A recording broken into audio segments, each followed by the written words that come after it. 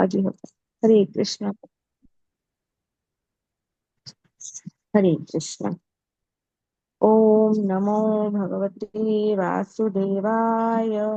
ओम नमो भगवते वासुदेवाय। ओम नमो भगवते वासुदेवाय। मंगलाचरण। ओम अज्ञानतिमिरान्धस्य ज्ञानाञ्जनशलाकया चक्षुर्मिलितं येन तस्मै श्रीगुरवे नमः। श्रीचैतन्यमनोभीष्टं स्थापितं येन भूतले स्वयं रूपः गदा मह्यं ददाति स्वपदान्तिकम्। वन्देऽहं श्रीगुरोः श्रीयुतपदकमलं श्रीगुरून् वैष्णवांश्च श्रीरूपं साग्रजातं सहगुण रघुनाथान्वितं तं सजीवं साद्वैतं सावधूतं परिजनसहितं कृष्णचैतन्यदेवं श्रीराधाकृष्णपादान् सहगण ललिता श्रीविशाखान्वितांश्च। हे कृष्ण करुणा सिन्धो दीनबन्धो जगत्पते गोपेश गोपिका कान्त राधा कान्त नमोऽस्तुते। तप्त कांचन गौरांगी श्री राधे वृंदावनेश्वरी वृषभानुसुते देवी प्रणमामि हरिप्रिये। वाञ्छाकल्पतरुभ्यश्च कृपा सिन्धुभ्यैव च पतितानां पावनेभ्यो वैष्णवेभ्यो नमो नमः। श्री कृष्ण चैतन्य प्रभु नित्यानंद श्री अद्वैत गदाधर श्रीवासादि गौर भक्त वृंद। हरे कृष्ण कृष्ण कृष्ण हरे हरे हरे राम राम राम हरे हरे। नमो विष्णुपादाय कृष्ण पृष्ठाय भूतले श्रीमते भक्ति वेदांत स्वामी निति नामे नमस्ते सारस्वती देवी गौरवाणी प्रचारिणे निर्विशेष शून्यवादी पाश्चात्य देश तारिणे।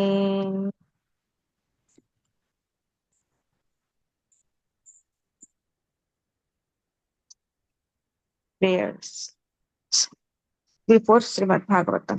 नारायणं नमस्कृत्यं नरं चैव नरोत्तमं देवीं सरस्वतीं व्यासं ततो जयमुदीरयेत्।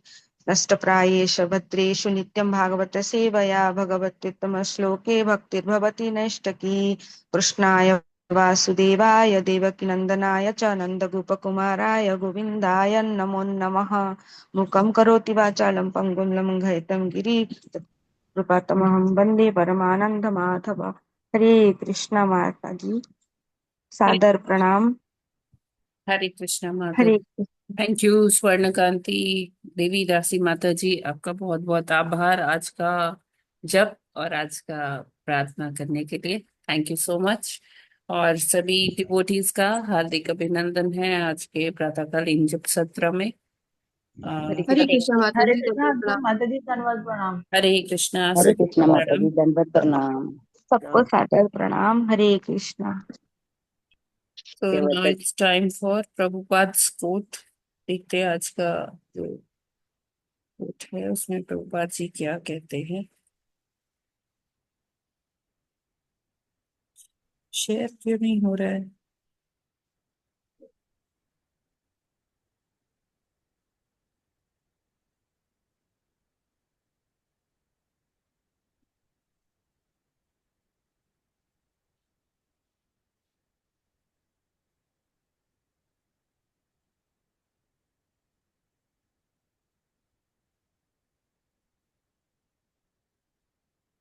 ये स्क्रीन विजिबल है क्या आप लोगों को?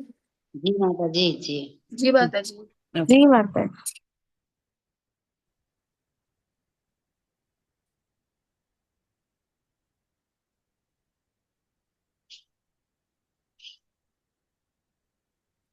ओके। आज है 19 अप्रैल और प्रभुपाद जी कहते हैं सभी परिस्थितियों में भक्ति का पालन किया जाना चाहिए।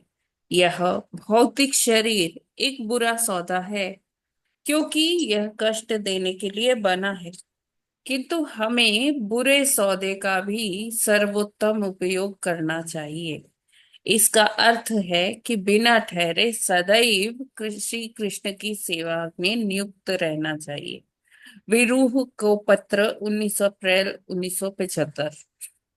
तो यहाँ पर विरूह जी प्रभु जी ने पत्र लिखा था श्रीला प्रभुपाद जी को, ये अवगत कराते हुए कि कुछ शारीरिक कष्टों के कारण जो है उनका मन विचलित हो रहा है सेवा में नहीं लग पा रहा है, तो प्रभुपाद जी ने उनको उत्साहित करते हुए, प्रोत्साहित करते हुए आ, ये पत्र लिखा है, और ये उस पत्र का छोटा सा अंश है। उसमें प्रभुपाद जी कहते हैं कि देखिए, अब हम भौतिक जगत में तो आ ही गए हैं। ये एक बुरा सौदा है, भौतिक जगत में आना अच्छी बात नहीं है। हाँ, वैसे अगर भौतिक तौर पे देखें तो किसी जब शिशु का जन्म होता है ना, तो लोग बहुत खुशियां मनाते हैं, लड्डू बांटते हैं, सब करते हैं। लेकिन प्रभुपाद जी कहते हैं कि इस भौतिक जगत में जन्म लेना अपने आप में ही एक बुरा सौदा है। अब जब लेकिन हम यहाँ आ ही गए हैं, तो इस बुरे सौदे का भी हमें कुछ मतलब सर्वोत्तम उपयोग करना है। तो ये जो शरीर मिला है, ये कृष्ण की कृपा से ही मिला है, और इसको कृष्ण के सेवा में ही हमें प्रयोग करना चाहिए, कि कृष्ण की सेवा में ही लगा देना चाहिए। क्योंकि जो बुरा सौदा है, बुरा सौदे में ज्यादा कुछ बेनिफिट होने वाला नहीं है, लेकिन उसका सर्वोत्तम उपयोग तभी हो पाएगा कि जब हम कृष्ण के दिए इस शरीर को कृष्ण की ही सेवा में लगाएंगे। अब ये कष्ट तो आते ही रहेंगे, कुछ ना कुछ तो चलता रहेगा इस भौतिक देह में। क्योंकि हम भौतिक जगत में हैं, यहाँ कुछ भी शाश्वत नहीं है। जन्म हुआ है तो जरा भी होगा, व्याधि भी होगा, बुढ़ापा भी आएगा, बीमारियां भी लगेंगी। लेकिन हम उन बीमारियों को लेकर एकदम डिप्रेशन में नहीं जा सकते, बैठ नहीं सकते, क्योंकि हमें पता है कि यहाँ से हमें एक दिन तो निकलना ही है। उससे पहले हम इतना कुछ अच्छा कर लें कि हम फिर वापस यहाँ पर कभी नहीं आए। वो बुरा सौदा एक बार तो हो गया, लेकिन वही कहते हैं ना कि कोई गलती बार बार हो गई, या आप एक बार ठगे गए हो, तो आप सतर्क हो जाने चाहिए। दोबारा से आपको वही मिस्टेक नहीं करना चाहिए, दोबारा से आपको उसी तरह से नहीं ठगे जाना चाहिए। आपको एक ह्यूरिस्टिक नॉलेज डेवलप कर लेना चाहिए कि हाँ, पिछली बार जब ऐसा किया था तो ये हुआ था, तो अभी आगे मुझे एकदम सतर्क रहना है। वो मेरे पास वो लेसन है कि मैं वही गलती दोबारा मुझे नहीं करनी है। तो वो बैड बार्गेन जो है, उसका हमें बेस्ट यूज करना है। इस शरीर को हर प्रकार से कृष्ण की सेवा में लगाकर हमें रखना है, कि जब हमारे इस जीवन की, इस देह का फाइनल मूवमेंट्स आए, वो घड़ी आए जब हमें अपना ये देह त्यागना हो, तो हमें कोई रिग्रेट ना रह जाए, कोई पछतावा ना रह जाए कि अरे मुझे एक मौका मिला था और मैंने ये किया नहीं। सब कुछ माया में ही फंसे रहे, भौतिकता में ही लगे रहे, और कोई भक्ति नहीं की, भगवान की सेवा नहीं की। अब क्या करेंगे? तो हमें उस तरह से नहीं करना है। तो थैंक्स टू श्रीला प्रभुपाद जी, के जो हमें हर दिन अपने कोट से मोटिवेशन देते हैं कि हमें क्या करना चाहिए, क्या नहीं करना चाहिए। क्योंकि देखिए, हम तो मंद सुमंद हैं, कभी याद है कभी नहीं है, लेकिन प्रभुपाद जी के डेली कोट्स से हमें ये वो टॉनिक मिल जाता है, कि वो एक प्रोत्साहन मिल जाता है कि हमें क्या करना है ना, आज का दिन हमें कैसे व्यतीत करना है, और आगे अपना लाइफ को कैसे हमें भगवत सेवा में लगाकर इसको अर्थपूर्ण बनाना है। वरना देखिए, जो हम भौतिक जो कार्य कर रहे हैं, वो उसका कोई अर्थ है नहीं, है ना। क्योंकि जब हम अपने जीवन के अंतिम क्षणों में पहुंचेंगे, तो फिर हाथ में जैसे रेत की तरह ऐसा लगेगा कि पूरा समय हमने निकाल दिया, कुछ भी नहीं किया। तो हमें वैसा पछतावा ना हो, इसलिए हमारा इतना, ये देखिए क्या कितना बड़ा सौभाग्य है कि हमारे श्रील प्रभुपाद जी ने हमें भगवत गीता, भागवतम इनसे जोड़ा, और उनके जीवन के जो अलग अलग जो एनेक्डोट्स हैं प्रभुपाद जी के, जो वो अपने भक्तों के साथ संवाद किए हैं, चाहे पत्र के माध्यम से चाहे मौखिक माध्यम से, वो भी हमें कितना डेली बेसिस पर कितना मोटिवेट करता है। तो हमें अपने आप को प्रभुपाद जी के इन कथनों से, इन लेटर्स से हमें मोटिवेशन रोज मिलना चाहिए, देना चाहिए अपने आप को। और प्रभुपाद जी की दिखाई हुई दिशा में हमें आगे बढ़ना चाहिए, कि जिससे हमें लास्ट मोमेंट्स पे कोई रिग्रेट ना हो, कोई पछतावा ना हो। श्रील प्रभुपाद की जय। जगत गुरु प्रभुपाद श्रील प्रभुपाद की जय। हरे कृष्णा। प्रभुपाद जी की जय। Okay, so now it's time for Bhagavatam. तो आज हमें 8वां श्लोक करना है। कल हमने 6 और 7 नंबर श्लोक किया, जिसमें अभी देवाहूति माता जी क्या कर रही हैं, भगवान का महिमा मंडन कर रही हैं। आज भी वो जी ये श्लोक के माध्यम से भगवान का महिमा मंडन कर रही हैं। तो देखिए, ये एक पद्धति है कि जब भी हम गुरु के समीप बैठे, गुरु के समक्ष जाएं, तो पहले हमें उनका, या कोई भी सीनियर अथॉरिटी है, कोई भी मतलब वरिष्ठ है, तो हमें उनसे आग्रह, प्रश्न शुरू करने से पहले उनका ग्लोरिफिकेशन करना चाहिए।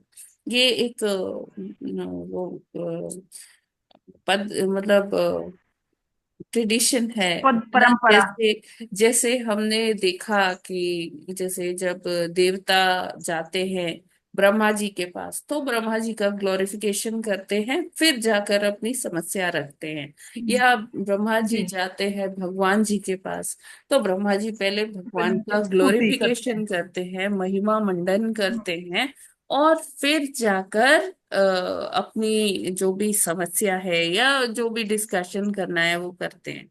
तो ये एक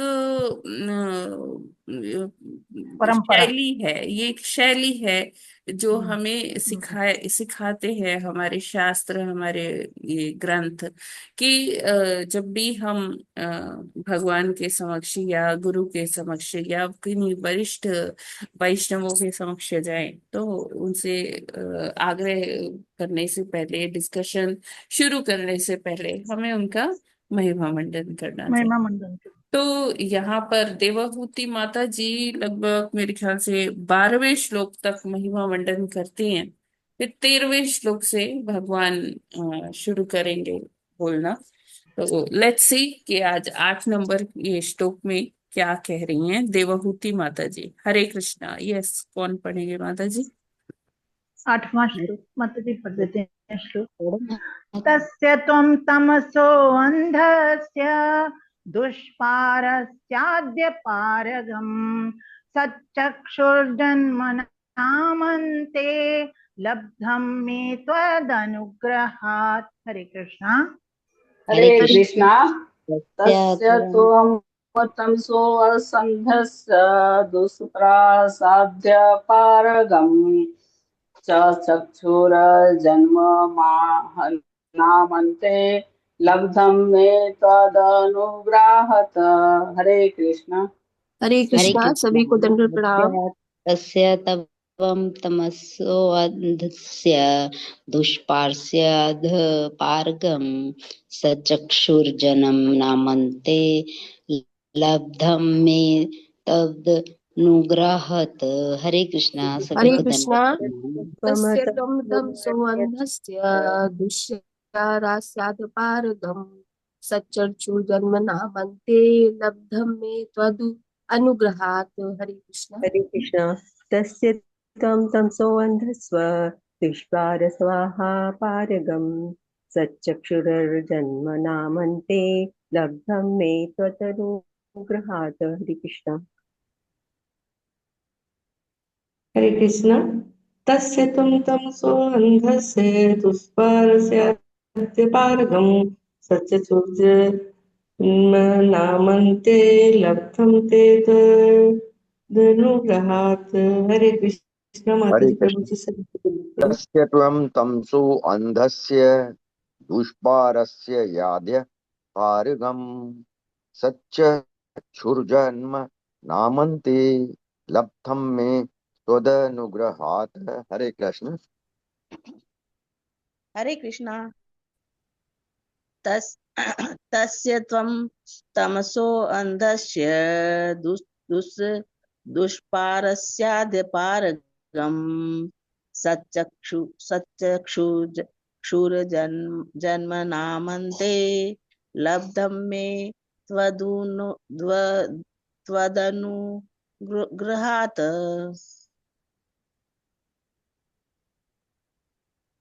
हरे कृष्ण। तस्य त्वं तमसः अन्धस्य दुष्पार्श्याद् सत सतचक्षुर्जन्म नाम ते लब्धम मे तद अनुग्रहात्। हरे कृष्णा। सभी को दंडवत। हरे कृष्णा, सभी को दंडवत प्रणाम। तस्य त्वं तमसोऽन्ध्यस्य दुष्पारस्याद्यपारगम् सच्चक्षुर्जन नामन्ते लब्धं मे त्वदनुग्रहात्। हरे कृष्णा, सभी को दंडवत प्रणाम। हरे कृष्ण। तस्य त्वं तमसोऽन्धस्य दुष्पारस्याद्यपारगम् सच्चक्षुः जन्मनाम् अन्ते लब्धं मे त्वत् अनुग्रहात्। हरे कृष्ण।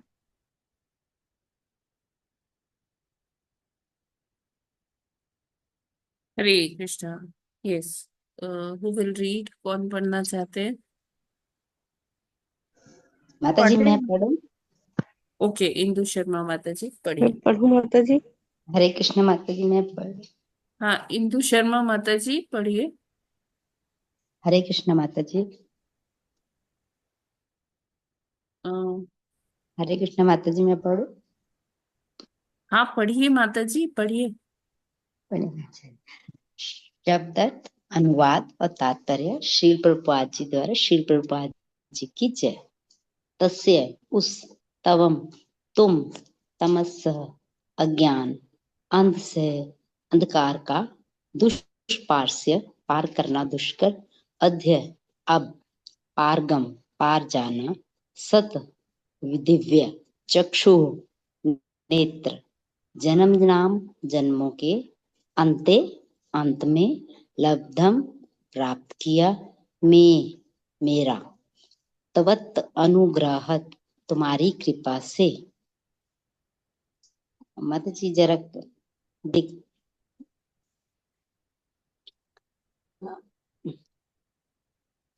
अनुवाद। हे प्रभु, आप ही अज्ञान के इस अंधकार से बाहर निकलने के एकमात्र साधन हैं, क्योंकि आप ही मेरे दिव्य नेत्र हैं, जिसे मैंने आपके अनुग्रह से अनेकानेक जन्मों के पश्चात प्राप्त किया है। देखिए, एक तात्पर्य। भजन है, हम लोग गाते हैं। किसका है? या आपको शायद याद आ रहा हो। जगन्नाथ स्वामी नयन पथगामी। तो जी आ, माता जी। ये जी एकदम माता ये जी। पढ़ के ना, वही नहीं वही याद आ रहा है कि जी। हाँ जी माता जी।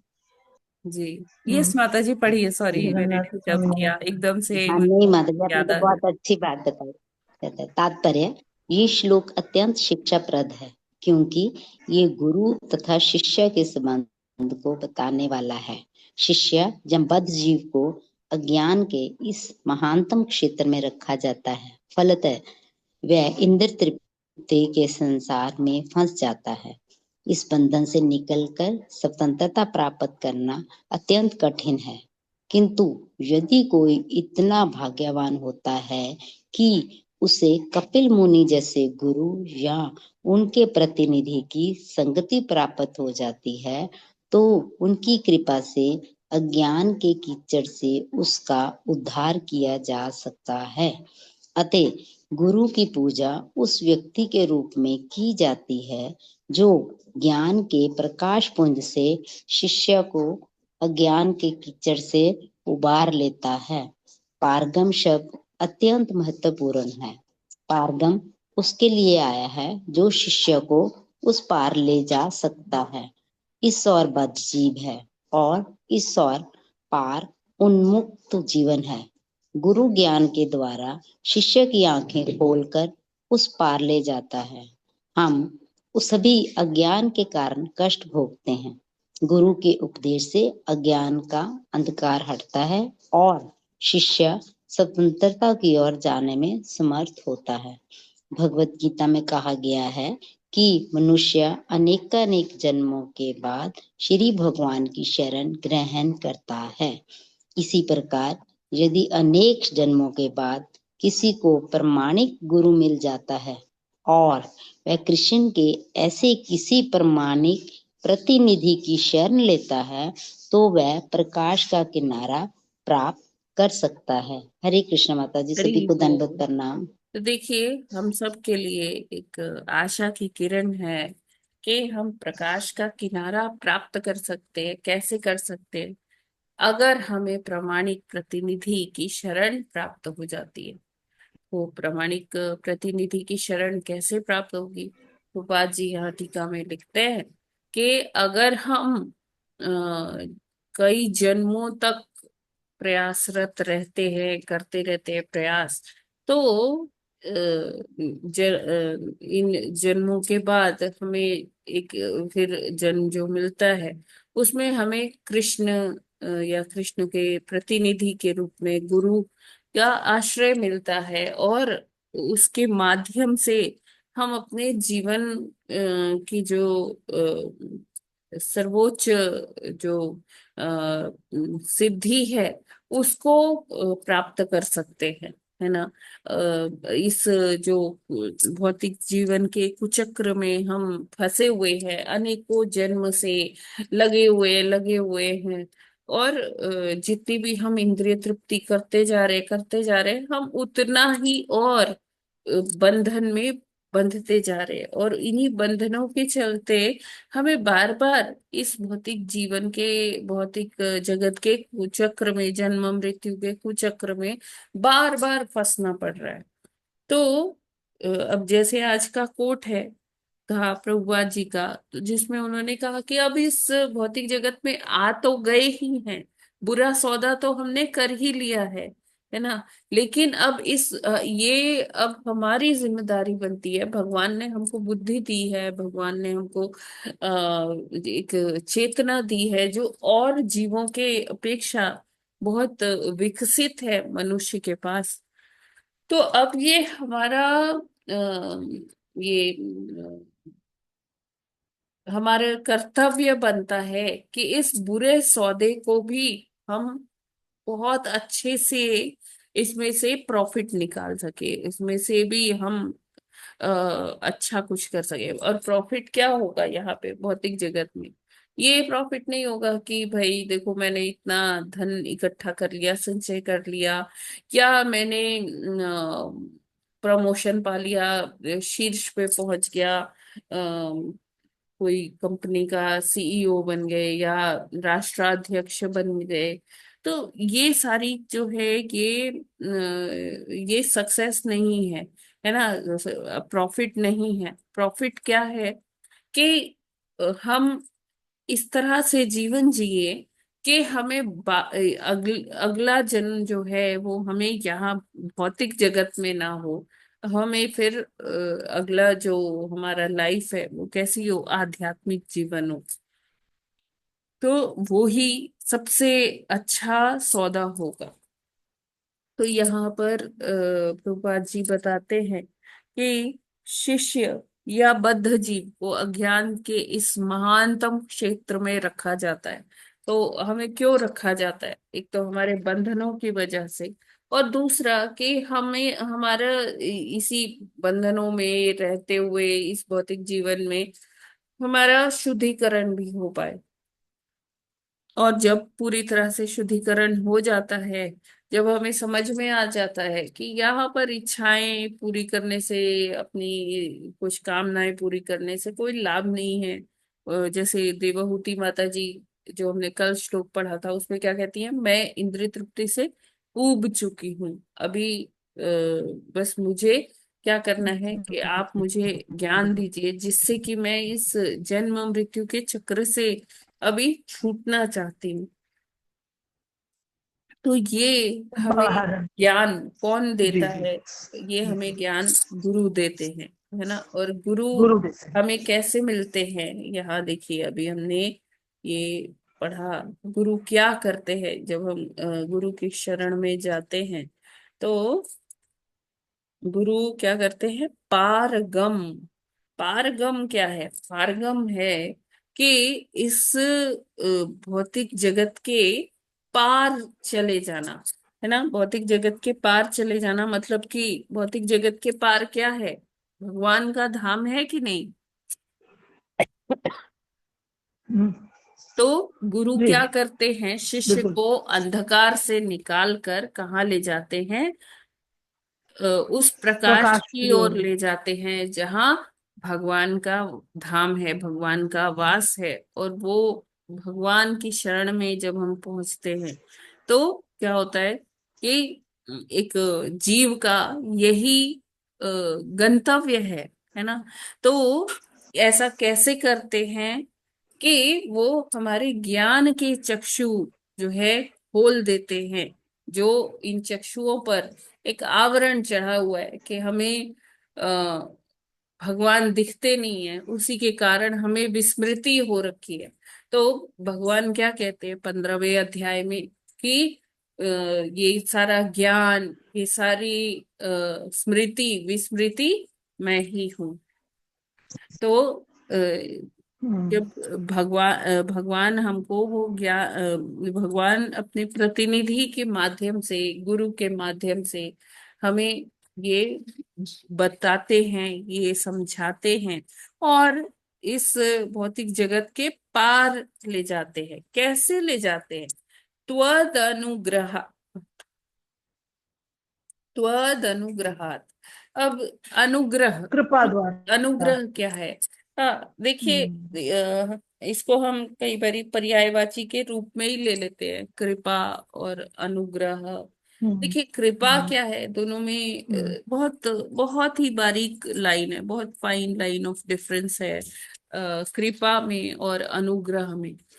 देखिए, हम कुछ करते हैं, कुछ मान लीजिए कुछ हमने अच्छा काम किया, कुछ तपस्या किया, तो जो गुरु है वो क्या करते हैं, हमें या भगवान जी हमें उसकी कृपा से प्रसन्न होकर हमें बताते हैं, हमें आगे मार्ग दिखाते हैं।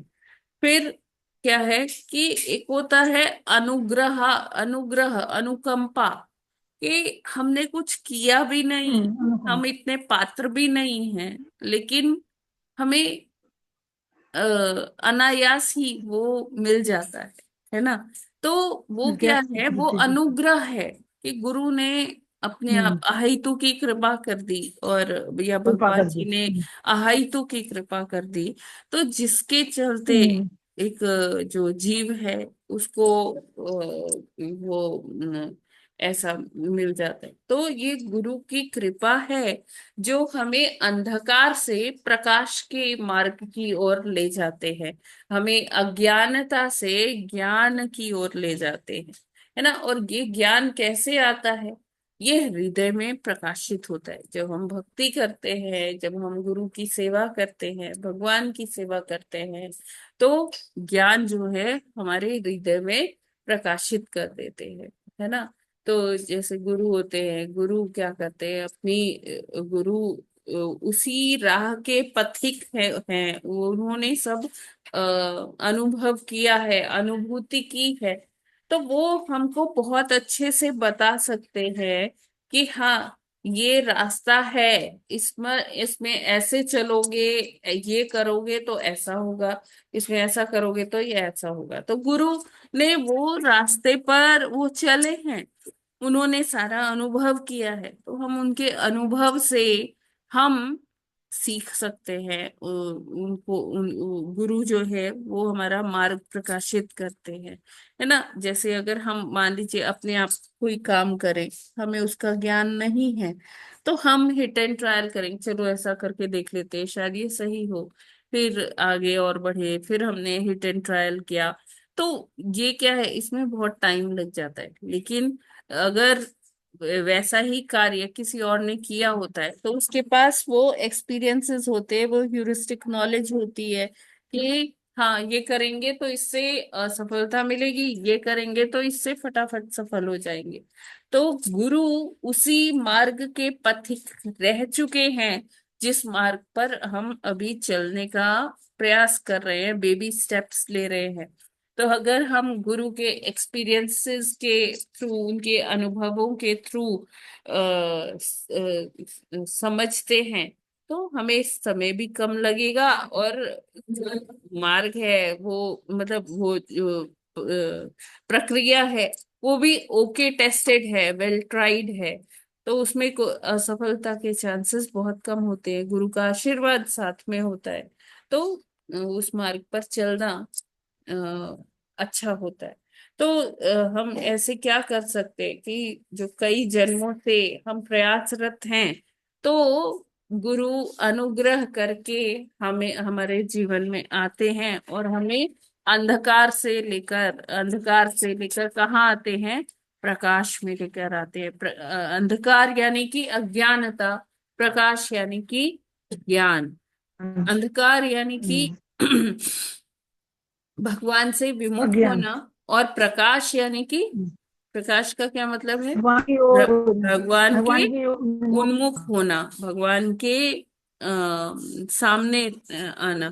तो भगवान हमें कैसे दिखेंगे? अभी एक लेक्चर में एक दिन सुन रही थी, तो उसमें प्रभुपाद जी कहते हैं कि, प्रभुपाद जी बताते हैं कि मुझसे लोग कहते हैं कि देखिए, आप कहते हैं कि सूर्य चंद्रमा भगवान की आंखें हैं, तो ये आंखें तो हमें दिखती हैं, लेकिन भगवान क्यों नहीं दिखते हैं? आंखें बस दिख रही है, उसका क्या मतलब है, क्या तात्पर्य है, हम इस चीज को कैसे समझे? तो प्रभुपाद जी उन्हें बहुत सुंदर एनालॉजी देते हैं कि एकदम अंधेरा कमरा है और उसमें बिल्ली आ गई, तो आपको बिल्ली की आंखें दिखती है ना अंधेरे कमरे में। तो उसी तरह से भगवान जो है वो हैं, लेकिन हमें हमें हमारे चर्म चक्षु से वो दिखते नहीं हैं, और उनकी, हाँ, आंखें हमें नजर आ रही है। तो हमें योग्य बनना पड़ेगा कि इस अंधेरे जगत में हम अगर भगवान को देखना चाहते हैं, ये भौतिक जगत जो है ये अज्ञानता के अंधेरे से भरा हुआ है। तो जब हम ये अज्ञानता से ज्ञान के मार्ग पर आएंगे, तो हमें प्रत्यक्ष ही भगवान के दर्शन भी हो जाएंगे। ठीक है, हरे कृष्णा। जगत गुरु श्रील प्रभुपाद की जय। इसमें किसी का प्रश्न है क्या? और हाँ माता जी, प्रश्न है। जी, हम लोग इस भौतिक जगत में अज्ञान के अंधकार में गिरे हुए हैं। उसका सीधा साधा सॉल्यूशन शुरू से ही बताया गया है कि परम गुरु भगवान की शरण में जाएं, और उस शरण में जाने के लिए गुरु ही एक माध्यम है जिसके द्वारा के हम ज्ञान करते हैं। गुरु वो रास्ता दिखाता है जो कि गुरु ने शुरू में देखा होता है। हम लोगों ने वो रास्ता नहीं देखा हुआ है, तो उस रास्ते से बताता है तो आसान हो जाता है कि जाए तो इस ज्ञान के अंधकार से निकलकर प्रकाशमय पुंज देता है, जिससे कि हम जो है भगवान के पास पहुंच जाएं। जब हम भक्ति में परिपूर्ण होंगे तभी भगवान को जो है जान पाएंगे और उनके दर्शन हो पाएंगे। तो माता जी, तो भगवान के दर्शन और इस संसार से निकलकर अपने एम पर पहुंच पाएंगे। माता जी, पहले तो आश्रम हुआ करते थे। क्वेश्चन मेरा ये है, वहां रहते थे भक्त लोग और गुरु का सानिध्य रहता था, जिससे कि उनकी कृपा और उनका अनुग्रह और भगवान का अनुग्रह हमेशा बना रहता था, और परम जो एम है वहां तक पहुंचने के अंदर आसान रहता। अब आश्रम रहे नहीं और मीडिया हो गया वो ज्यादा है। तो प्रभुपाद जी जैसे महान गुरु हैं सबके, तो उन्होंने तो अपने जो है बहुत सारे जो है शास्त्रों का निर्माण कर दिया, जो कि भगवान की विद्या को जो है हम लोगों तक, ज्ञान और विज्ञान तक पहुंचाते हैं, जो कि सबसे ऊपर है। जो है उनके जो है लेखनी और उनकी टीकाएं हैं, जिनको पढ़कर हम ज्ञान करके प्राप्त करके भगवत प्राप्ति का रास्ता आसानी से ढूंढ लेते हैं, वैसे बहुत मुश्किल हो जाता। अब माता जी इतने जो हैं जितने हम जो है सुबह जो है जैसे सुनते हैं, तो जो शिक्षा प्राप्त करते हैं, तो साथ में जो है भक्त भी होते हैं, और आप लोगों की भी वो होती है, और भगवान की वाणी होती है और वो होती है। लेकिन ऐसा कहीं जो है इस ग्रुप टीचिंग में दिखाई नहीं देता कि गुरु भी उतना ही ज्ञान ले लेते हैं, लोग दीक्षा तो ले लेते हैं। तो ये ज्ञान आजकल के समय में के जो है गुरुओं से ज्यादा प्रसारित हो रहा है हम भक्तों के लिए पार पाने के लिए, कि जो है सुबह जो ये भजन कीर्तन और ये सब होता है, और जो होता है उससे ज्यादा प्रसारित हो रहा है। तो कहा तो शब्द गुरु गया है शास्त्रों में, परंतु आचार्यों से ही मैं तो देख रहा हूँ कि सालों से जो है प्रसारित हो रहा है। तो अब ये क्या आचार्य भी क्या गुरु हैं? क्या वास्तव में गुरु इतना जो शास्त्रों में लिखा हुआ है ज्ञान प्रसारित कर रहे हैं भक्तों के लिए, जितना आचार्य लोग कर रहे हैं? क्या आचार्य को ही जैसे लोग जो है गुरु मान लेते थे? गुरु का क्या मतलब है कि ज्ञान प्राप्त करना, उस तरह से मन में गुरु मान लिया जाए और ज्ञान को प्राप्त किया जाए, तथा कि इस जो है भौतिक जगत को पार करके अपने गंतव्य तक जाया जा सके। क्योंकि मुझे तो कहीं ऐसी ग्रुप टीचिंग दिखाई नहीं देती जहाँ के लोगों ने जो है गुरु की सीधी जो है वो प्राप्त करते हो। आश्रम खत्म हो चुके हैं, अब आश्रम में नहीं है। हरे कृष्ण माता जी। देखिए, टेक्नोलॉजी का वर्ल्ड है, तो अब वो जो आश्रम है वो सिमट के हमारे लैपटॉप्स में आ गए, हमारे फोन्स में आ गए हैं, है ना। तो लेकिन हाँ, अभी भी श्रील प्रभुपाद जी की कृपा से, उनके अनुग्रह से हमें इस्कॉन टेम्पल्स मिले हैं, और उनमें हम वहाँ हम जाकर अपने ये तृष्णा को, आध्यात्मिक तृष्णा को शांत कर सकते हैं, उसको प्रॉपर सॉल्यूशन दे सकते हैं, जो हमारे मन में जिज्ञासाएं हैं। हम वहाँ गीता भागवत आदि का पाठ जो है वहाँ नित्य ही होता है, हम वहां जा सकते हैं, वो किन्हीं आश्रम से कम नहीं है, है ना। अभी देखिए, वनों में जाना, आश्रमों में रहना हम कर भी नहीं सकते। अगर हो भी तो आज हमारी वो स्थिति नहीं है, हमारी वो शारीरिक अवस्था नहीं है कि हम उन कंडीशंस में जाकर वहां आश्रम में रह पाए, है ना। तो जो जिस टाइम पर परिस्थिति काल देश के अनुसार जो भी सूटेबल है, ये है कि हमें ज्ञान लेना चाहिए। अभी जैसे भी हो हमें लेना चाहिए। अभी कोई नहीं जा रहा है मंदिर, तो एटलीस्ट वो, आजकल इतनी सुविधा है कि ऑनलाइन पोर्टल्स है, उनके माध्यम से हम क्लासेस ले सकते हैं। इट्स फाइन प्रभु जी, ज्ञान तो मिल रहा है, अगर हम चाहे तो हम ज्ञान अर्जन कर सकते हैं। हाँ माता जी, हरे कृष्ण। ज्ञान तो मिल रहा है, ज्ञान को गेन करना चाहिए। ऐसा भी देखा गया है कि पूर्व काल में लोगों ने जो है भक्तों ने जो है गुरु ने उनको शिक्षा देने से मना कर दिया, तो उन्होंने तस्वीर रख ली गुरु की, और शिक्षा प्राप्त करके और भगवान की प्राप्ति की तरफ जो है वो बढ़े। तो जहां से शिक्षा जो किसने है मना प्राप्त कर हो दिया प्रभु जी? मैं समझी नहीं, क्या कह रहे हैं आप? माता जी, जैसे पूर्व में जैसे कुछ जो है जो शूद्र होते थे, उनको गुरु ने मना कर दिया, तो वो गुरु की तस्वीर बनाकर ही उसकी जो है वो करने शूद्र लगे, थे? नहीं नहीं नहीं, जिन्होंने अंगूठा ये लिया था गलत उनसे, है। कहते हैं। ये गलत है कि शूद्र थे तो उसको, एकलव्य को द्रोणाचार्य जी ने मना कर दिया, या कर्ण को अच्छा द्रोणाचार्य माता जी जी। ने मना कर दिया, ये गलत है। वो पात्र नहीं थे कि उनको शिक्षा दी जाए। एकलव्य जो था, उसको कहा जाता है कि वो शूद्र है, लेकिन अगर आप एकलव्य का इतिहास देखें ना, तो जरासंध का निषाद जो सेनापति था वो एकलव्य उसका बेटा था। अच्छा माता जरासंध, जी। हाँ, जरासंध का साम्राज्य बहुत वैभवशाली साम्राज्य। माता जी, जरासंध की तो मुक्ति भगवान ने भी कर दी। फिर पात्रता क्या हुई? और चैतन्य महाप्रभु ने तो जो पात्र नहीं थे उनको भी, वो तो भगवान है चैतन्य महाप्रभु, सबको शिक्षा दी। तो फिर पात्रता भगवान की शिक्षा में कहाँ आती है? भगवान की तो जो भी जो है वो करेगा उसकी भगवान मुक्ति देंगे। भगवान ने भगवान ने तो जरासंध कौरवों को को भी नहीं मुक्ति दी। मारा था प्रभु जी। भगवान ने जरासंध अच्छा को माता जी। नहीं मारा था, भगवान ने भीम के हाथों जरासंध का वध कराया था। अच्छा माता जी। भगवान लेकिन ने भगवान ने स्वयं नहीं मुक्ति मारा। तो दी ना सबको, जो अपात्र थे हाँ, सबको उनके मुक्ति तो दी ना, सामने वो अपनी मरा भक्ति तो तो दी ना। इसका तो ये उसे लाभ मिला ही। मुक्ति देना और अपनी भक्ति देना एक ही बात हुई। जिनकी भक्ति हो गई, जिनकी मुक्ति हो गई, उनकी भगवान की भक्ति हो गई या भगवान की कृपा हो गई, एक ही बात है। देखिए, तो भगवान ने तो हम ये सबको ही नहीं कह पात्र सकते माना। कि जरासंध आध्यात्मिक जगत में गया, कहाँ गया ये तो नहीं कह सकते, या किस लोक में गया ये हम नहीं कह सकते प्रभु जी, प्रिडिक्ट नहीं कर सकते। माता जी, शास्त्र में तो आया है कि जो भी उस रणभूमि में मौजूद थे, रणभूमि में नहीं मुक्ति था, बल्कि शब्द आया है, रणभूमि भगवत में प्राप्ति नहीं नहीं था आया है। प्रभु जी। लेकिन आप गुरुओं कुरुक्षेत्र ने में और आप उसकी लोगों ने कहा है कि वह मुक्ति नहीं थी, प्राप्ति कुरुक्षेत्र थी। में उसकी मृत्यु नहीं हुई थी। अच्छा माता जी, हरे कृष्ण। ठीक है माता जी। वो युधिष्ठिर के राजसूय यज्ञ से पहले ही जो है वो उसका वध हो गया था। उसको मल्लयुद्ध के लिए चराचु ललकारा गया था हम्म, जरासंध को।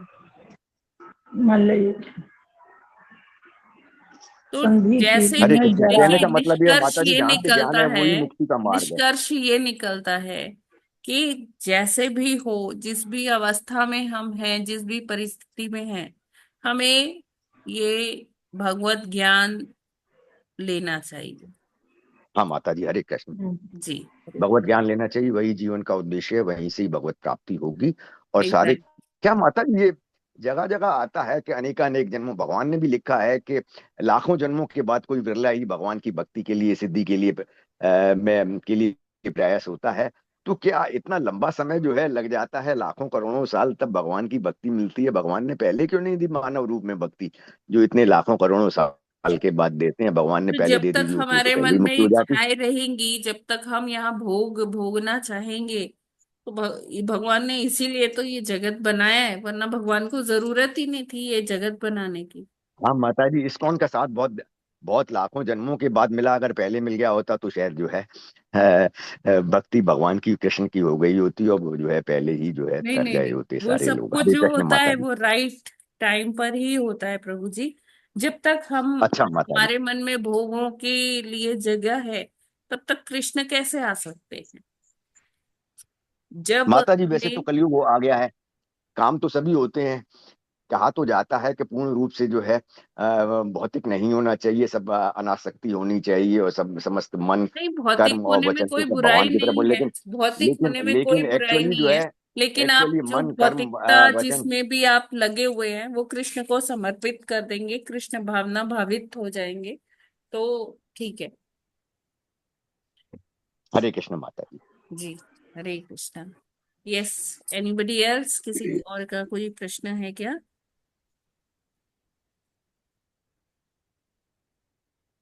क्लियर है माता जी। तो आगे बढ़ते हैं। हो जाएगा माता जी, ये आगे बढ़ते 9वां हैं श्लोक हम हो लोग, जाएगा। 9वां श्लोक। माता जी वो श्लोक ऊपर चला गया ना। जी माता हाँ जी हाँ, हो नहीं जाएगा ये कर रही हूँ, चलिए पढ़िए। हरे 9वां कृष्णा। श्लोक।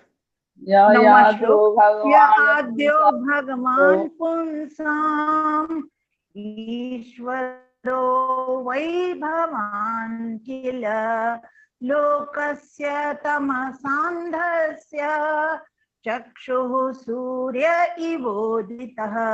हरे कृष्ण। हरे कृष्णा। या यादो भगवान पुंसा ईश्वरो वैभवान् किल लोकस्य तमसानदस्य चक्षु सूर्ययोदिता। हरे कृष्ण। हरे हरे कृष्णा। कृष्ण। यः आद्यो भगवान् पुंसामीश्वरो वैभवान् खिलो लोकस्य तं सान्धस्य चक्षुः सूर्य इवोदितः। हरे कृष्णा। हरे कृष्णा या अद्य भगवान पुंसाम ईश्वरो वै भवानी कल लोकस्य तमसा अंधस्य चक्षुषुर निवेदितः। हरे कृष्णा। हरे हरे कृष्णा कृष्ण योग याद्यो भगवान पुंसामीश्वरो वैभवानि कल लोकस्य तमसान्ध्यस्य चक्षु सूर्य इवोदितः। हरे कृष्णा हरे सभी को कृष्णा दंडवत हरे प्रणाम। कृष्णा दंडवत प्रणाम। ये आद्यो भगवान पुंसामीश्वरो वै भवान् किल लोक सतं सान्धस्य चक्षु सूर्य इवोदितः। हरे कृष्ण हरे कृष्ण दंडवत प्रणाम। आद्यो भगवान सामीश्वरो भय भवान्ति कल लोकस्य तमसानहस्य चक्षुः सूर्य इवोदितः। हरे कृष्ण।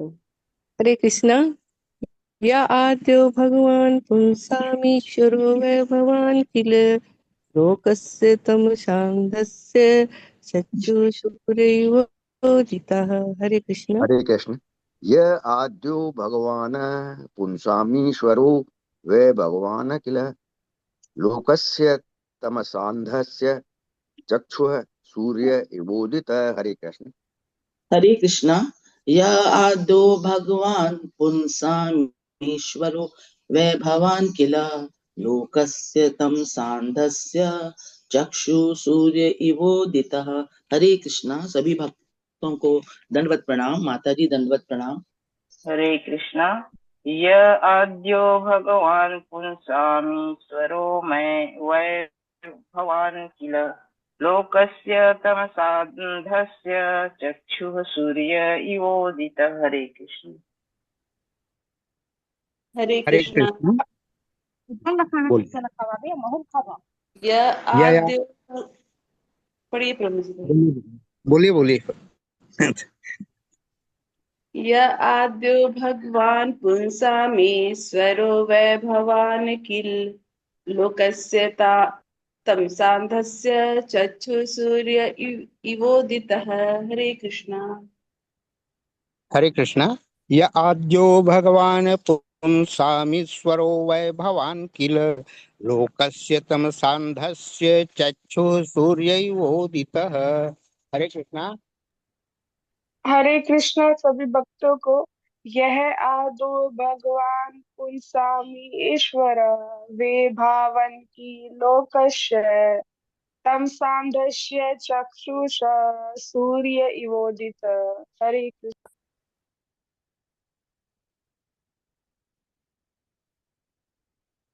हरे कृष्णा। ये कौन कोमल माता जी आप पढ़ेंगे? हाँ जी माता जी। पढ़िए। शब्दार्थ श्रीला प्रभुपाद जी के द्वारा श्रीला प्रभुपाद जी की जय। यह जो आद्य है मूल भगवान पुनसाम समस्त जीवों के ईश्वर स्वामी वे वास्तव में भगवान आप कील निसंदेह लोकस्य ब्रह्मांड का तमसा अज्ञान के अंधकार से अंधस्य अंधे का चक्षुषा नेत्र सूर्य इव सदस्य उदित उदित उदय हुआ।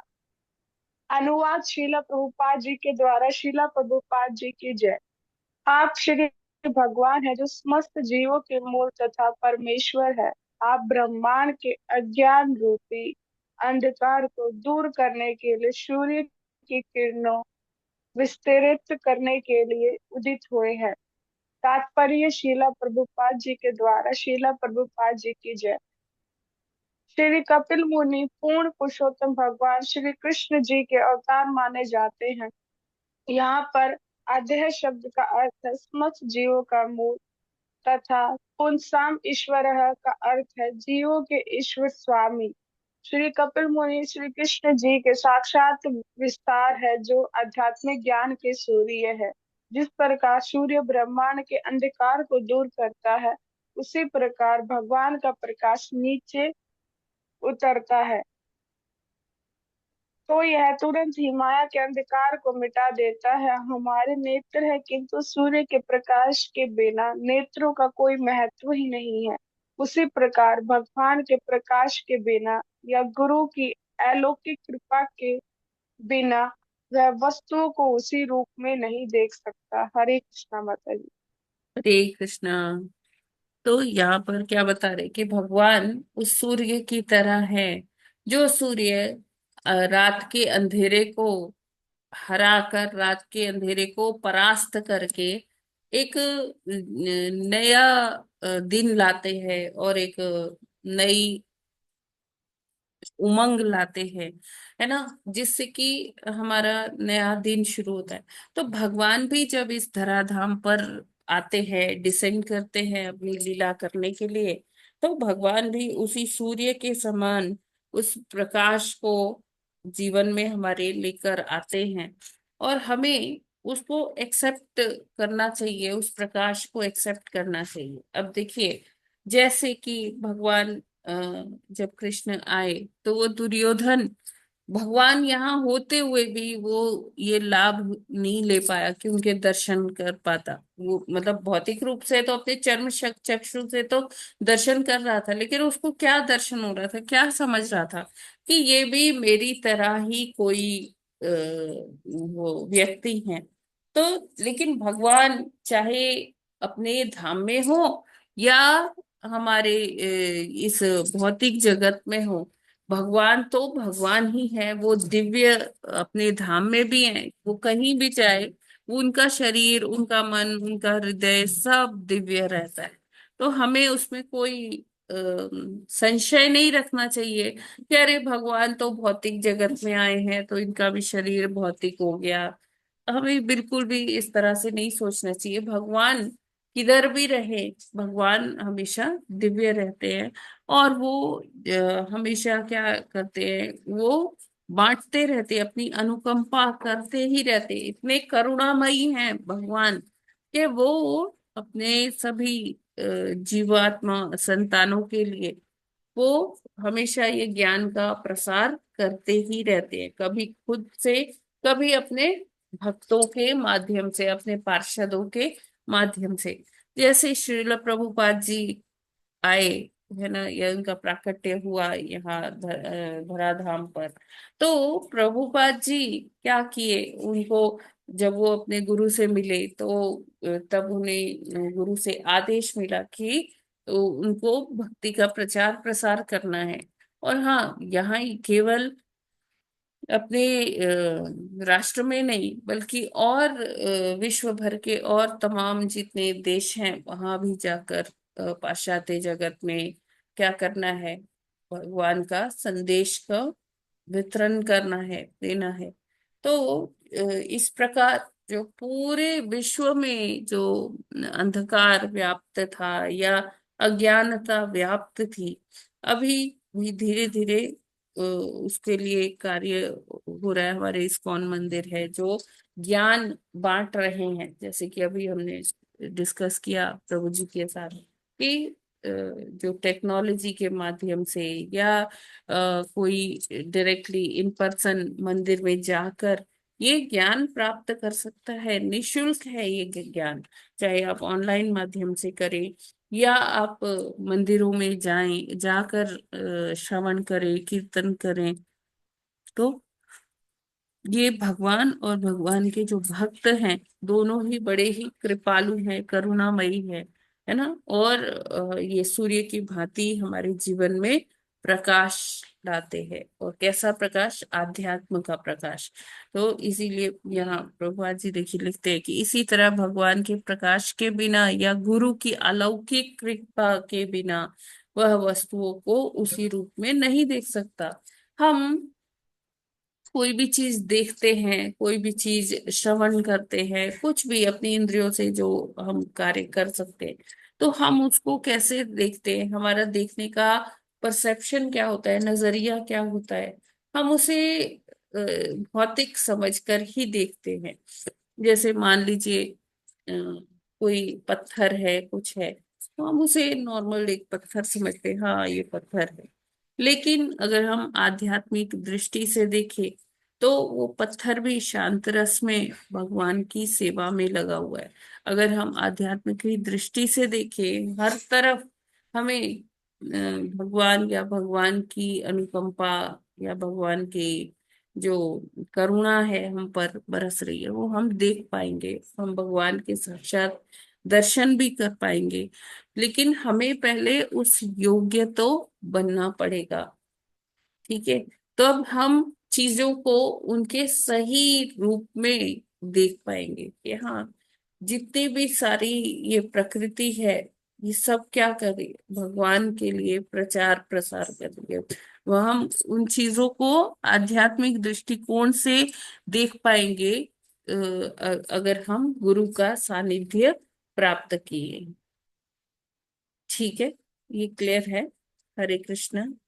हरे कृष्ण माता जी, धन्य है प्रभुपाद जी जिन्होंने कि भगवान का दूत होने की वजह से इतना ज्ञान का वितरण किया कि हम लोग भक्ति में इन्वॉल्व हो सके और भगवत प्राप्ति के मार्ग में आगे बढ़ चुके। माता जी, जैसे पत्थर हैं और भंवरे हैं, ये सब आध्यात्मिक जगत में तो वैसे भी ये लाइव होते हैं। यहाँ पर चाहे जो भी किया जाता है तो जो है गाइडेंस जो है गुरुओं का, आचार्यों का, ये जरूरत है इन चीजों को जानने के लिए। तो फिर जो है सब भगवान जो दिव्य धाम पे माता जी होते हैं, तो जी भगवान कपिल जो है, कपिल मुनि, वो जो है भगवान है, सर्वशक्तिमान है और कृष्ण का ही विस्तार है। माता जी, यहाँ एक क्वेश्चन ये आता है, विस्तार नहीं लेकिन अंशों का जो आता है क्वेश्चन, तो कहीं तो भगवान ने तो वैसे स्वयं कहा है कि कृष्ण रूप में मेरी भक्ति करो, ठीक है, क्योंकि वो आदि भगवान है। लेकिन वर्णन में भी आया है कि सब भगवान के अंश जो है इक्वली ही पूजनीय हैं और इक्वली शक्तिशाली हैं। लेकिन फिर ऐसा भी आता है शास्त्रों में कि सब अन्य जो अंश हैं भगवान के वो इतने ज्यादा पावरफुल नहीं है, तो भक्ति तो कृष्ण की ही करनी है। ऐसा नहीं तो है ये प्रभु थोड़े जी, अलग अलग आते हैं। हमें इसमें कंफ्यूजन नहीं करना चाहिए। भगवान इतने सारे रूप क्यों लेते हैं? हाँ, भगवान इतने सारे रूप इसलिए लेते हैं कि भक्त को जिस रूप में रति है तो वो उस रूप का पूजा कर सकते हैं।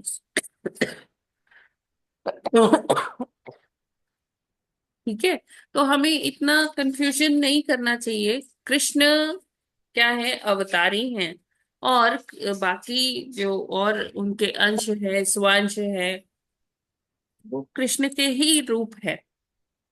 और कृष्ण इसलिए ऐसा करते हैं कि भक्तों के लिए ही, भक्त जैसे अपने मन में जैसे भगवान की धारणा करते, भगवान उसी रूप में चले आते। हरे कृष्ण माता जी, मतलब माता जी इक्वली इफेक्टिव है ना। कहीं ये भी आया है कि अन्य रूपों में बहुत सारे स्पेसिफिक फर्क के लिए भगवान आते हैं, अब वो वर्क करके देखिए, चले जो जाते हैं, इसलिए। जो फैक्ट्स है वो तो सबके सामने है ही, लेकिन उसमें मतलब ये नहीं है कि अगर आप नरसिंह भगवान की पूजा किए तो आपको आध्यात्मिक जगत नहीं मिलेगा, या अगर आपने राम जी की पूजा कर ली तो कुछ कम यश वैभव मिलेगा, ऐसा नहीं है। वो तो अ, अब जैसे एक माता पिता होते हैं, उनके अलग अलग संतानें होती है, तो माता पिता दूसरों से जब कहते हैं ना, ये जो बड़ा वाला है ना, ये ऐसा करता है, इसका ये गुण है, इसका ये गुण है, या ये छोटा वाला है ना, ये ऐसा है, ये थोड़ा सा चंचल है, ये ऐसे करता है, ये वैसे करता है, तो माता पिता उनके गुणों का बखान करते हैं कि नहीं करते हैं? तो इसी तरह हाँ से माता। जैसे भगवान जिस रूप में जैसे लीला करते हैं, उनका उस तरह से चित्रण किया जाता है भक्तों के द्वारा। भक्तों को वो लीलाएं उनकी दिखती हैं, वो उन लीलाओं में प्रविष्ट होते हैं, जैसा वो देखते हैं उस तरह से वो लिख देते हैं।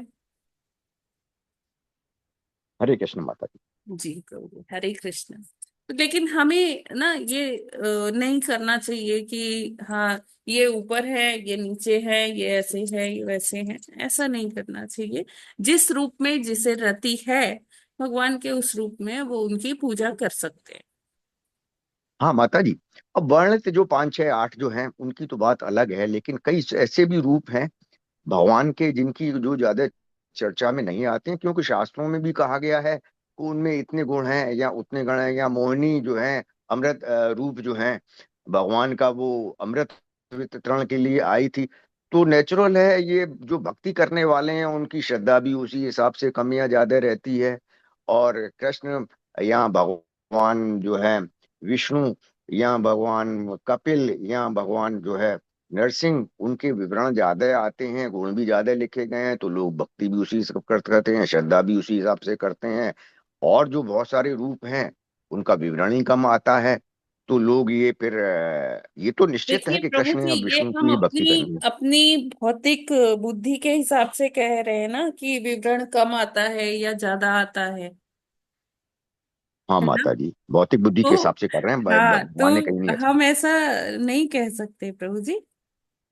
इसका मतलब माता जी कृष्ण या भगवान विष्णु की भक्ति करनी है, लेकिन सब भगवान को एक सा ही समझना है, मन में यह भाव नहीं लाना है कि कम है या ज्यादा है। हरे कृष्ण माता जी, यही है ना? यस प्रभु जी, कॉन्क्लूजन ये हरे कृष्ण। जिसमें रहती है हाँ माता जी। हम उनकी पूजा हरे आराधना कृष्ण माता कर जी, सकते हैं। क्लियर हो गया माता जी। यस प्रभु जी। तो माता जी आप इतना सारा ज्ञान देती है ना, तभी तो ज्ञान तो फिर जहां से मिलता है वहीं से। कृष्ण।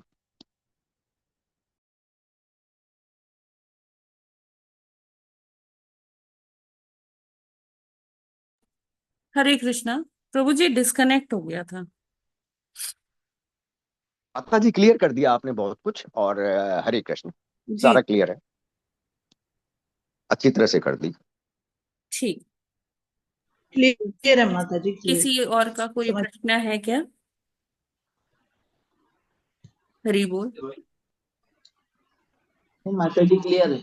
ठीक है, तो फिर हम लोग आज यहीं पर विराम करते हैं। हाँ हाँ, एक चीज मैं रोज आजकल भूल जा रही हूँ। वो आजकल तुलसी जी को जल दान किया जा रहा है। 14 अप्रैल से ये तुलसी जल दान का वो शुरू है, तो इसमें हम दिन में कई बार 5 बार ऐसे तुलसी जी को जल दान करते हैं, क्योंकि मौसम गर्म हो गया है, तो एकदम से फिर उनको थोड़ा सा दिन में 5 बार जल देने का ऐसा है। 14 अप्रैल से ये शुरू है, ये 1 महीने तक चलेगा तुलसी जलदान। तो आप लोग दिन में मतलब अपने हिसाब से, जैसे 2 बार तो करते ही हैं, 3-4 बार आप कर सकते हैं। हाँ माता जी, हरे कृष्ण माता जी। लेकिन ऐसा भी आया है कि तो आप बताया गया है कि तुलसी जी को जल जो है तो थोड़ा ही दिया जाता है और चम्मच से दिया जाता है। और वैसे भी माता जी ये तो भक्ति के नियमों में ही है इस्कॉन के, कि तुलसी जी की पूजा की जाती है और रोज जल दिया जाता है। माता जी तुलसी जी को नहलाने का भी सिस्टम आया था इस संस्था के माध्यम से। तो वो तो गमले में होती है, नहला कैसे सकते हैं? जैसे हाथ से छींटे मार देते हैं, तो वो भी तुलसी जी को नहलाना ही होता है। नहीं, हाथ से नहीं करते हैं प्रभु जी, हाथ से नहीं करना चाहिए। लोटस। तो वो चम्मच माता जी फिर जो और कैसे नहलाएंगे आचमनी वो तो? होती है उसके माध्यम से ही कर सकते हैं। और वो जो मैं कह रही हूँ वो है कि एक्स्ट्रा जल देना है, जैसे सुबह हाँ शाम माता तो जी ठीक है। देते ही हैं, उसके अलावा से एक्स्ट्रा जल मतलब दिन में 5 बार। हाँ माता जी, इसके अलावा मेरा एक एक्स्ट्रा क्वेश्चन है, ये है कि आचार्यों से मालूम पड़ा था कि तुलसी जी को जल देने से भी कुछ उनका बताया था कि स्नान करवाने से। तो स्नान कैसे हो सकता है गमले के अंदर? तो वो उसका जैसे पत्तियां होती हैं उसके ऊपर लोग जो है वो पानी डाल दे, वही तरीका है क्या तुलसी जी को स्नान? जल डालने के अलावा ये एक्स्ट्रा हाँ बात कर हाँ, रहा हूँ माता यही जी। है, यही है प्रभु जी, हाथ से आचमनी जैसे से। उंगलियों से थोड़ा आचमनी सा से जल डाल डाल दिया, उसका सकते हैं। फल बताया था उंगलियों से आपने, मुझे नहीं ध्यान नहीं डालते था। हैं प्रभु जी, प्लीज सुनिए। उंगलियों से नहीं डालते हैं, आचमनी होती है, चम्मच होती है, उससे डालते हैं। चम्मच से गल जाएगा माता जी सारी पत्तियों के ऊपर? बड़ा कठिन सा है ना, नहीं इसलिए मैंने सारी पूछा, प्रभु स्पेसिफिक जी, पूछा हम माता जी मैंने। हमेशा पढ़ते हैं जड़ में डालना है, एक एक पत्ती पे पहुंच जाएगा, अच्छा माता जी, है ना? ठीक है, हरे कृष्ण। एक ये एक स्पेसिफिक पत्ती अलग पे क्वेश्चन था नहीं। जो आपने बताया ना उससे। हाँ हाँ ठीक है माता जी। ठीक है। हरे कृष्ण हरे माता कृष्ण। जी। हाँ जी मैम। माता जी जल तो लोटे से छोटे से वो कॉपर वाले से डालते हैं, पर कहते हैं ना कि एकादशी को माता को डिस्टर्ब नहीं करते, वो प्रभु के साथ होते हैं और संडे को नहीं डालते हैं। नहीं, ऐसा संडे का तो कुछ नहीं है माता जी, लेकिन हाँ एकादशी कहते टच द्वादशी नहीं दोनों करते दिन हैं। का होता हाँ है। लेकिन हमें हाँ जल तो आप मिट्टी में डाल दीजिए, जहाँ मिट्टी है डायरेक्टली तुलसी जी के ऊपर हाँ, नारियल गमले की में मिट्टी में रख। डाल दीजिए, तो वो जल ठीक, तक वहां पहुंच जाएगा। ठीक है एकादशी माता जी। द्वादशी की बात है। ठीक है। ठीक है माता हरे जी। कृष्णा हरे जी कृष्णा माता जी, जी दंडवत प्रणाम। जी माता भगवान। जी, तुलसी में शाम में तो हम लोग दिया जलाते हैं, पूजा करते हैं, लेकिन जल नहीं देते। मतलब शाम को भी थोड़ा जल सा देना चाहिए क्या? आचमन से कर सकते हैं। आज हम उससे कर सकते हाँ हैं, हाँ, अच्छा अच्छा। आचमनी से कर सकते हैं। ऐसे अभी गर्मी है ना, तो बड़ा सा लोटा से मैंने तुलसी जी के जड़ में जल दे देते हैं कि सूखे देखिए, नहीं। तुलसी जी को एक साथ बहुत सारा जल नहीं देना चाहिए, फिर वो ना अच्छा मतलब ज्यादा पानी वो नहीं ले पाती है। तो इसीलिए जलदान का जब ये महीना आता है ना, तो दिन में कई हाँ, बार उनको दिया जाता है, ज्यादा सारा पानी नहीं डालिए। अच्छा, थोड़ा थोड़ा मैंने दिन भर में हाँ जितना हाँ, वो थोड़ा माने, थोड़ा दीजिए सिर्फ कई जल बार। देना और सिर्फ जल देना और कुछ नहीं, नहीं जैसे पूजा नहीं का वो नहीं करते हैं। नहीं नहीं, जलदान। ओके।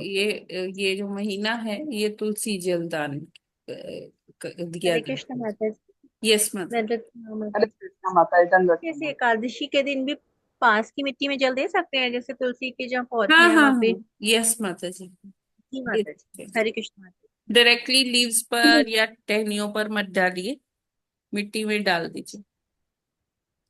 हरे कृष्णा माता जी। यस माता जी, हरे कृष्णा। माता जी, यहाँ पे ना वैशाख महीने को पुण्य महीना कहते हैं ना, हम्म इसीलिए यहाँ पे एक ट्राइपॉड स्टैंड सॉर्ट ऑफ होता है, उसका उसके नीचे कलसी एक दिया जाता है, उस कलसी में जल भर देते हैं और वो हम्म। ड्रिपिंग सिस्टम की तरह वो ड्रिप ड्रिप गिरता रहता है। वहां पे ना हाँ मटके बहुत सारे कलरफुल और डिजाइनर बहुत सारे मार्केट में अभी मिल रहे जी हैं, जी जी। इसीलिए हाँ, यहाँ पे यस, शायद एक राइट राइट। रिचुअल है। हाँ, रिचुअल है, तो उसी दिन से पूरा एक महीना तक सबके घर में ऐसा घड़ा, एक छोटा छोटा सॉर्ट ऑफ ट्राइपॉड स्टैंड में या कोई बांधा हम्म। हुआ भी अगर हो, तो वहां पे सबके घर में अभी झूल रहा है माता जी। हाँ, तो ये क्योंकि तुलसी जलदान का वो पूरा हाँ, और ये वो माह कलसी में वो ऐसे है। सुबह से भर देते जी हैं। जी जी जी, जी। वो ड्रिप ड्रिप होके गिरता हाँ, रहता है। क्योंकि हमें एक साथ बहुत सारा जल डाल देंगे ये सोच के कि हाँ चलो इससे तुलसी जी नहीं, तो वो हम्म। तुलसी जी ना वैसे ही फिर वो खराब हो जाती, वो सड़ने लगती है उनकी जड़।